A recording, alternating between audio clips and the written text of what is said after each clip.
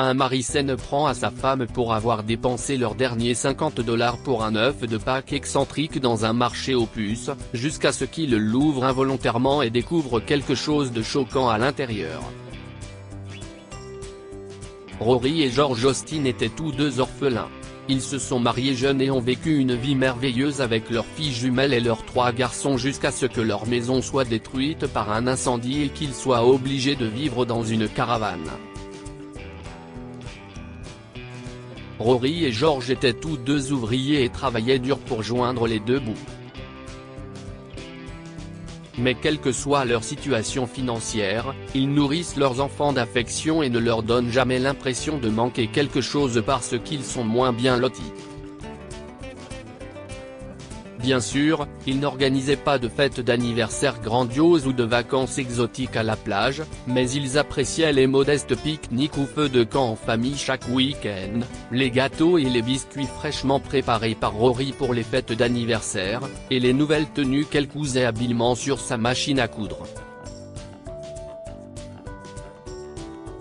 Une fois, plusieurs mois avant Pâques, Rory et George ont prévu d'organiser une grande fête de Pâques pour les enfants. Ils avaient commencé à économiser assez tôt, mais malheureusement, les choses ne se sont pas déroulées comme prévu, et à la fin, tout ce qu'ils avaient, c'était $50 sur leurs économies. Pour économiser sur les dépenses, Rory a décidé d'aller acheter des décorations dans un marché aux puces, où elle espérait trouver une couronne faite à la main, de jolis œufs en plastique peint, un panier et des bougies parfumées pour beaucoup moins cher que dans un magasin ordinaire. Cependant, en parcourant le marché aux puces, un œuf de Pâques original a attiré son attention. Il était façonné comme un lapin avec un étrange sourire comique et portait un étonnant décor de tournesol et de lavande. Rory n'a aucune idée de ce qui lui a pris, mais elle n'a pas pu s'empêcher de l'acheter et s'est approchée du vendeur. « Combien pour l'œuf ?» a-t-elle demandé. Le vieil homme lui tend l'œuf et elle le tourne dans sa main, passant rapidement ses yeux dessus pour vérifier qu'il n'est pas endommagé. C'est un très bon choix, madame, sourit le vendeur. Je l'aurais vendu $70, mais je vais vous faire une remise spéciale Pâques et le vendre $50. $50 s'exclame Rory. C'est beaucoup trop. Oh, je suis sûr que vous pouvez réduire un peu le prix, dit-elle gentiment, dans l'espoir de persuader le marchand. Mais c'est en $20.50, c'est le dernier prix, madame. Soit vous le prenez, soit quelqu'un d'autre aura la chance de le posséder, déclara-t-il avec assurance. Rory était dans une situation difficile. Elle voulait tellement cet œuf. Elle a sorti $50 et l'a acheté. Quand elle est rentrée à la maison et que George a découvert qu'elle avait dépensé ses 50 derniers dollars pour un œuf, sa colère n'a pas connu de limite. $50. Rory, tu as perdu la tête? Tu t'es fait avoir par cet homme. $50 pour un œuf bizarre? Oh, George, allez. Je sais que ça a l'air fou, mais regarde le lapin. C'est hilarant. Je suis sûr que les enfants vont l'adorer. Drôle de pied, Rory. Tu sais qu'on a économisé pour cette Pâques depuis si longtemps. Comment as-tu pu? George était si furieux qu'il a arraché l'œuf de la main de Rory pour le jeter sur le sol. Mais soudain, il a entendu quelque chose, un bruit de tintement venant de l'intérieur. Quand il a examiné l'œuf à nouveau, il a réalisé que son estomac de lapin avait légèrement bougé. Il y a quelque chose à l'intérieur, déclare George, en tordant la partie supérieure de l'œuf et en l'ouvrant d'un clic. À l'intérieur, Rory et George découvrent un pendentif, une pièce brillante qui semble être faite de diamants. Un pendentif ? Se demande Rory. Il est magnifique. Quelqu'un a dû le laisser à l'intérieur. qui s'en soucie. A rigolé Georges. Il semble que ce soit un vrai diamant. Je dois le faire estimer. Tais-toi, Georges, Rory lui a arraché le pendentif des mains. Je me fiche de savoir si c'est un diamant ou non. Je vais le rendre au marchand qui me l'a vendu. Je ne veux pas vivre de l'argent d'un autre. Tu es sérieuse? On peut quitter ce van pourri et emménager dans une meilleure maison. On dirait un vrai diamant, Rory. Je m'en fiche, Georges. Je le rends, et c'est tout. Sur ce, Rory retourna au marché aux puces à la recherche de l'homme qui lui avait vendu l'œuf, mais il n'était pas là. Elle a demandé à quelques vendeurs s'ils savaient quand il serait de retour, mais personne ne savait rien. Rory pensait qu'elle ne le reverrait jamais, mais une vieille femme avec un petit stand dans un coin s'est approchée d'elle. « Il ne reviendra pas », a-t-elle dit. « Vous devrez aller dans sa ville natale.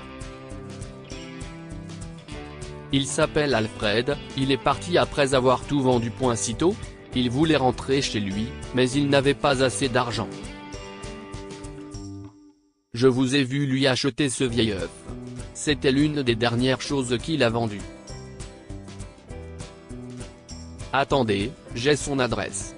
C'était mon voisin, mais j'ai déménagé plus tard dans une autre maison. » Rory a remercié la femme pour son aide et est rentrée chez elle.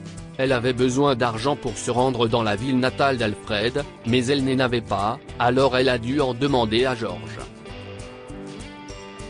« Hey, Georges. Il nous reste de l'argent dans le fonds d'urgence du mois dernier, non? Tu te souviens qu'on avait dit qu'on l'utiliserait en cas d'urgence? Je suppose que nous pouvons utiliser cet argent et rendre le pendentif. Et qu'est-ce ce qui te fait penser que je te soutiendrai pour cela? Je t'ai dit de vendre ce collier, mais tu n'as pas écouté. Alors pourquoi devrais-je t'écouter? A-t-il grogné .c'est parce que notre décision en tant qu'adulte compte pour nos enfants, Georges. Elle a pris ses mains dans les siennes et a expliqué patiemment. Tu veux que nos enfants nous voient comme des gens qui profitent des autres? Nous devrions rendre l'appareil pour le bien de nos enfants et leur donner un bon exemple, Georges. Écoute, Pâques est juste au coin de la rue et je suis sûr que Dieu avait des plans pour que nous fassions quelque chose de bien, c'est pourquoi nous sommes tombés sur cet œuf. On peut aller dans sa ville natale? S'étant un peu calmé et réalisant qu'il n'avait pas raison, Georges a accepté la demande de Rory. Ce samedi-là, lorsqu'ils rendirent visite à Alfred dans sa ville natale pour lui rendre le pendentif, il ne put contenir ses larmes. « Vous avez fait tout ce chemin pour ça? Oh, merci. Ce pendentif n'est pas comme les autres, d'ailleurs. C'est un vrai pendentif en diamant, et il est très spécial pour moi. » Il a ouvert le pendentif et leur a montré une photo à l'intérieur. « Vous voyez ceci? C'est ma femme et ma fille. Je les ai perdues toutes les deux il y a des années dans un accident de voiture. » Georges et Rory ont échangé un regard plein de pitié. « Nous sommes tellement désolés, » dit Rory. « Oh, ce n'est pas la peine. Entrez donc. Laissez-moi vous faire du thé. Et nous pouvons avoir quelques cookies aussi. » D'accord, les enfants? Alfred a souri aux enfants de Georges et Rory. Alors qu'Alfred leur apportait le thé, Georges fit une offre au vieil homme. « Eh bien, monsieur, dit-il. J'espère que cela ne vous dérange pas si nous vous demandons de vous joindre à nous pour les célébrations de Pâques cette année. Ma femme et moi sommes tous deux orphelins, et nos enfants n'ont jamais eu de grands-parents. » « Oh, j'adorerais cela, » dit Alfred en souriant. « Merci, les enfants. »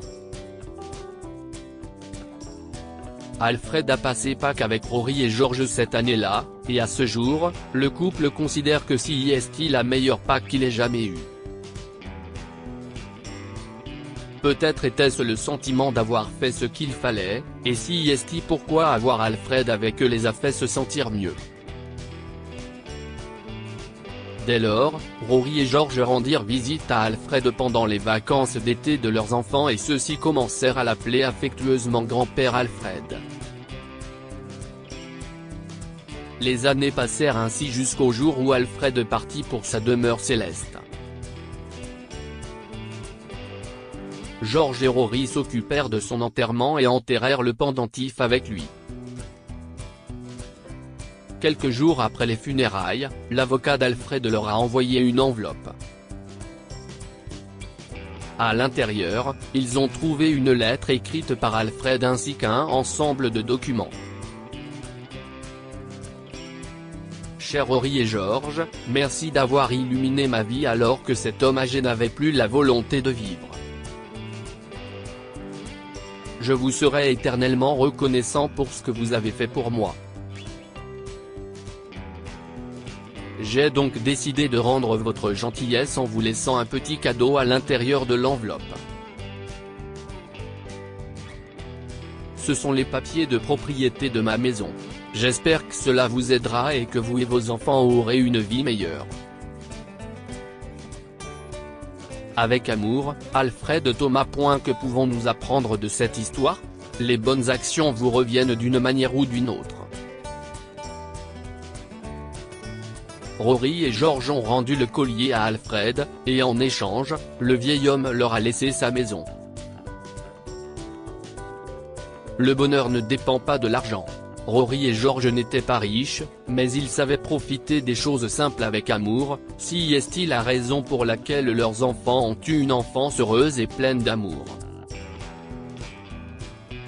Si vous avez aimé cette histoire, découvrez celle de cette femme qui n'hérite que de $300 et remarque une modification sur le testament de sa mère quelques mois plus tard. Cette histoire est inspirée par l'histoire d'un de nos lecteurs et écrite par un rédacteur professionnel. Toute ressemblance avec de véritables noms ou lieux est une pure coïncidence. Toutes les images sont utilisées uniquement à des fins d'illustration. Partagez votre histoire avec nous. Elle changera peut-être la vie de quelqu'un. Si vous souhaitez partager votre histoire, envoyez-nous un mail à info@amomama.com.